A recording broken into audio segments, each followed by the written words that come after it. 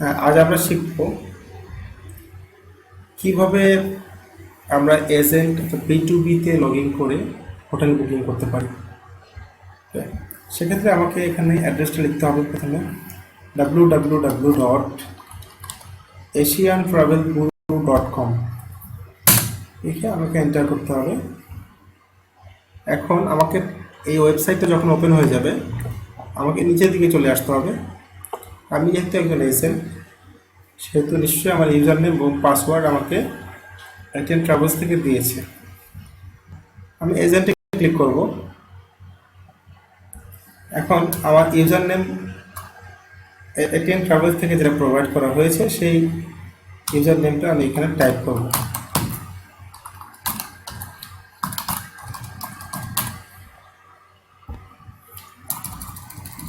Password type করব।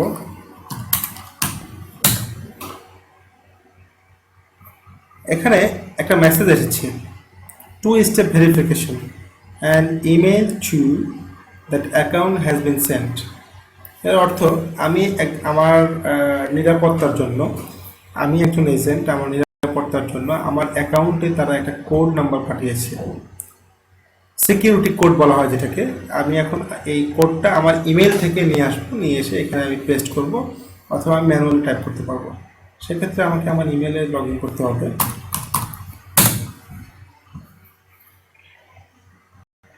আমি আমার ইমেল লগ ইন করলাম। এখানে বলে রাখা ভালো, সার্ভারের সমস্যার কারণে বা নেট স্লো যদি হয় সেক্ষেত্রে এই ভেরিফিকেশন কোডটা আসতে একটু সময় নিতে পারে। সেক্ষেত্রে আমাকে অপেক্ষা করতে হবে, রিফ্রেশ দিতে হবে ক্রমান্বয়ে, কারণ এই ভেরিফিকেশন কোড ছাড়া আমি আমার অ্যাকাউন্টে লগ ইন করতে পারবো না। আমি একজন এজেন্ট। B2B মডিউলে গিয়ে আমি যখনই এই কোডটা এন্টার করব, এই যে কোড চলে আসছে আমার ইমেলে, 2-step verification code। ওকে, এটিএন ট্রাভেলস চলে আসছে এখানে। Your 2-step verification code is X2U7। আমি যতবার লগ ইন করবো ততবার এই কোডটা চেঞ্জ হতে থাকবে। যাই হোক, আমি প্রথমে এটা কপিও করতে পারবো অথবা আমি লিখে নিতে পারবো। আমি কপি করলাম। এখন এখানে 2-step verification কোড যেটা চাচ্ছে, আমি এখানে 2-step verification কোড এখানে পেস্ট করলাম অথবা ম্যানুয়ালি বসালাম। এখন আমি ভেরিফাইতে ক্লিক করব। ভেরিফাইতে ক্লিক করার পরে এখন আমরা দেখতে পাচ্ছি যে আমি আমার এজেন্ট মোডে চলে আসছি। সবচেয়ে উপরে দেখা যাচ্ছে যে আমার ওয়েলকাম, এখানে ব্যালেন্স শো করছে।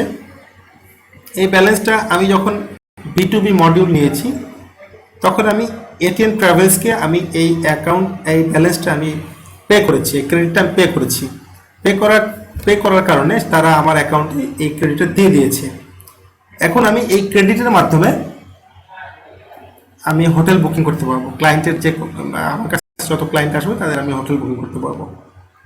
তো এখানে বলে রাখা ভালো যে আমি যেহেতু একজন এজেন্ট, আমি যদি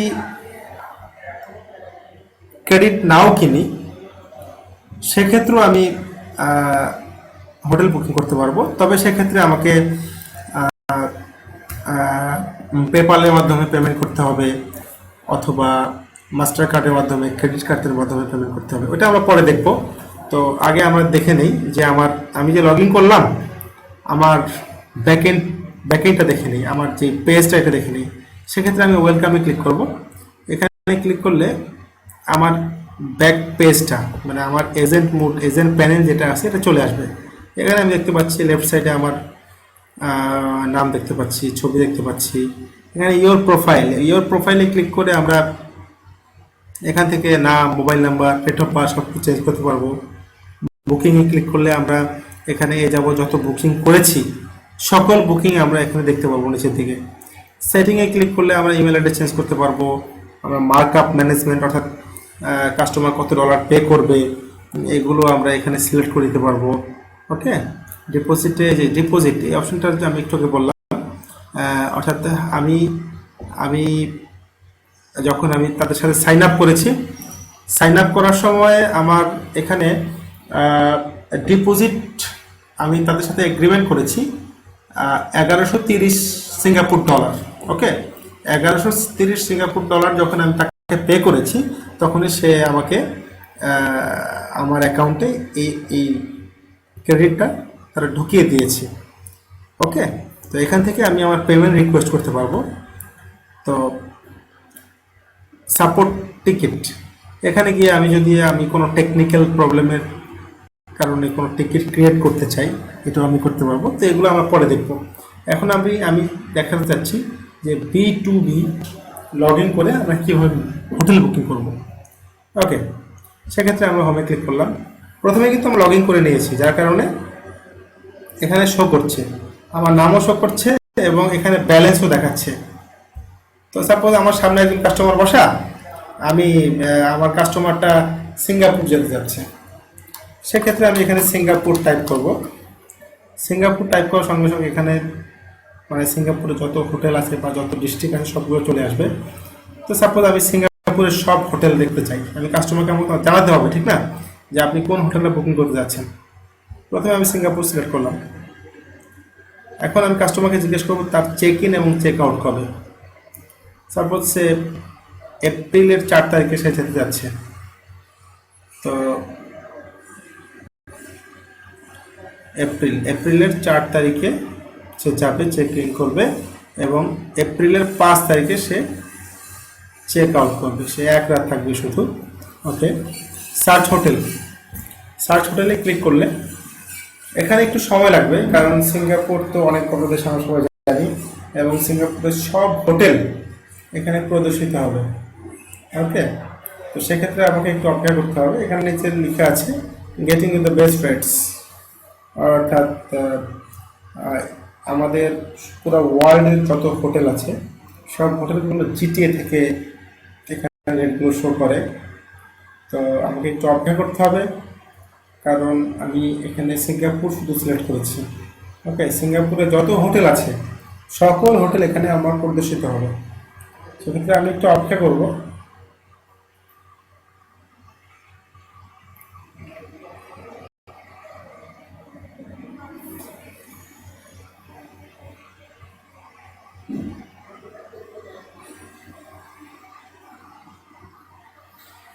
হ্যাঁ, এখানে চলে এসেছে, সিঙ্গাপুরে যত হোটেল আছে সব হোটেল চলে এসেছে। ওকে, এখানে আমরা দেখতে পাচ্ছি ডান পাশে হোটেলের রেটগুলো দেওয়া আছে। হ্যাঁ, এখানে বলে রাখছি, এখানে যে রেটগুলো দেওয়া আছে এই রেটগুলো কিন্তু জাস্ট হোটেলের রেট। ওকে, আমি কিন্তু কোনো প্যাকেজ সিলেক্ট করিনি, অর্থাৎ কোনো রুম কিন্তু সিলেক্ট করিনি, জাস্ট হোটেলের রেটগুলো আমি দিচ্ছি। এখন এখানে জাস্ট হোটেল থেকে যে রেটগুলো দেওয়া আছে এই রেটগুলো এখানে সব রেটগুলো শো করবে। ওকে, এটা সিঙ্গাপুর ডলার, যেহেতু আমি এখানে সিঙ্গাপুর সিলেক্ট করেছি সেহেতু সিঙ্গাপুর ডলারে আমার সকল হোটেলের রেটগুলো কারেন্সি ওয়াইজ ডান পাশে দেখাচ্ছে। ওকে, তো আমাকে প্রথমে কি করতে হবে, সাপোজ আমি প্রথম হোটেলটা, এখানে কিন্তু এই অ্যামাউন্টটা কিন্তু ফাইনাল না, অর্থাৎ যখনই আমরা ভিউ ডিলসে যাব তখনই আমরা ফাইনাল রেটটা দেখতে পাবো। ওকে, ভিউ ডিলসে আমি ক্লিক করলাম।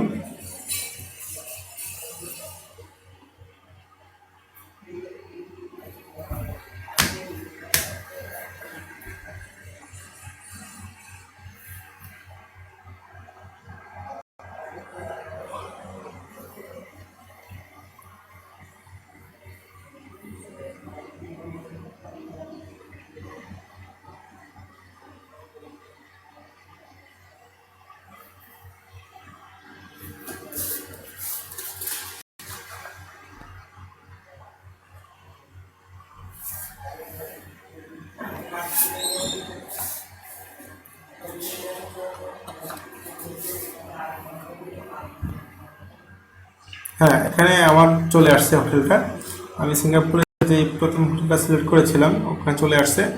এখন আমি রুম সিলেক্ট করব, সিলেক্ট রুম। ওকে, এখন এখানে দেখেন দেখা যাচ্ছে 44 মোর অপশন অ্যাভেলেবল। ওকে, প্রথম পেজে কিন্তু একটা রেট শো করেছে, ওইটা কিন্তু হোটেলের রেট। ওকে, এখন এখানে একটা প্রশ্ন থাকতে পারে যে ওখানে মাত্র $61 দেখলাম, আর এখানে কেন 256, 390, 400, 304 এগুলো শো করছে? ওইটা হলো হোটেলের রেট। তখন কিন্তু সে গ্যারান্টি দিচ্ছে না যে রুম অ্যাভেলেবল আছে কি না। যখনই আমরা এই পেজে আসবো তখনই আমরা দেখতে পাবো যে রুম অ্যাভেলেবল যে রুমগুলো আছে সেই রুমগুলোর রেট এখানে আমি দেখতে পাবো। এখানে সুপিরিয়র রুম, ডিলাক্স রুম, ওকে, ফ্যামিলি রুম, ওকে, এবং প্রত্যেক রুমের নিচে লেখা আছে যে এটাতে ব্রেকফাস্ট আছে কিনা। এখানে লেখা আছে breakfast include, okay.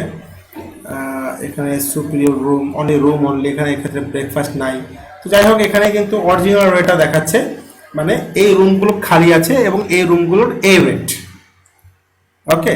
For example আমি সুপিরিয়র রুমটা সিলেক্ট করব, এক্ষেত্রে আমি বুক নাও, এক্ষেত্রে আমাকে কাস্টমারকে বলে দিতে হবে $256, ওকে, এটা হলো হোটেলের রেট। তবে আমি যদি মার্কআপ করে থাকি আমার লগ ইন পেজ, সেক্ষেত্রে ওই রেটটা এখানে শো করবে, ওকে।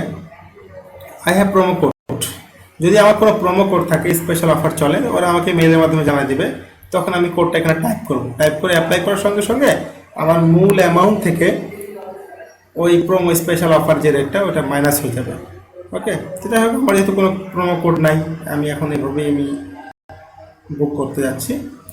তো কন্টিনিউতে ক্লিক করব, ওকে। এখন কাস্টমারের পাসপোর্টে যেভাবে ইনফরমেশন দেওয়া আছে ঠিক সেই ইনফরমেশন আমরা এখান থেকে ফিল করব। ফার্স্ট নেম, লাস্ট নেম, ওকে। এখানে ফার্স্ট নেম দিব, এখানে লাস্ট নেম দিব, তারপর স্ট্রিট অ্যাড্রেস দিব, ইমেল অ্যাড্রেস দিতে হবে, কন্ট্যাক্ট নাম্বার দিতে হবে, কান্ট্রি দিতে হবে, ওকে, সিটি দিতে হবে, প্রভিন্স দিতে হবে এবং পোস্টাল কোড দিতে হবে। কাজ শেষ। এখন আমি কি করব, এখন আমি পেমেন্টে চলে যাব, কন্টিনিউ টু পেমেন্ট, ওকে। পেমেন্টে যাওয়ার পর এখানে তিনটা অপশন আছে, একটা হলো পেপাল, এসএসএল, ডিপোজিট।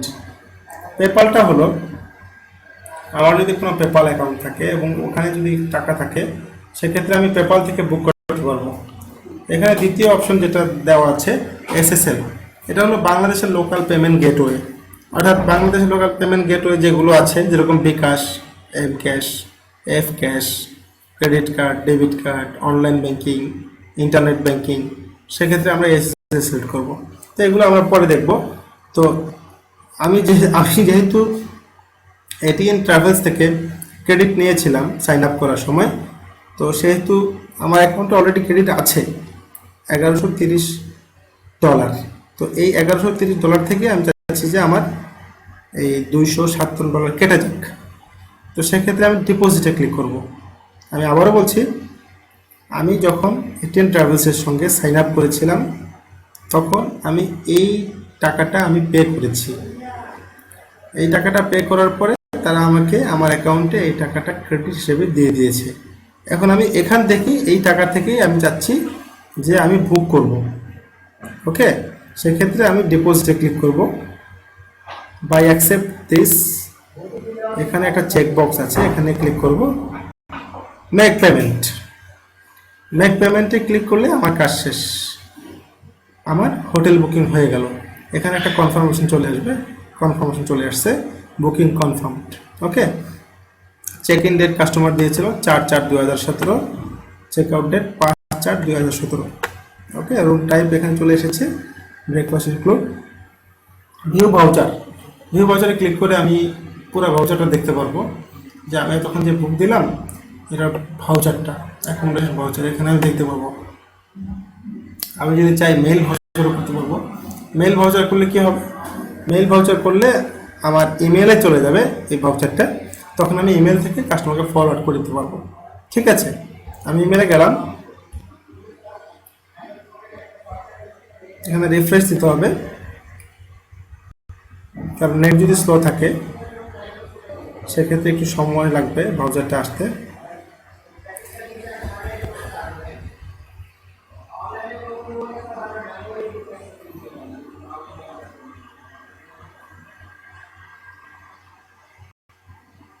হ্যাঁ, চলে আসছে হোটেল বুকিং ভাউচার, ওকে।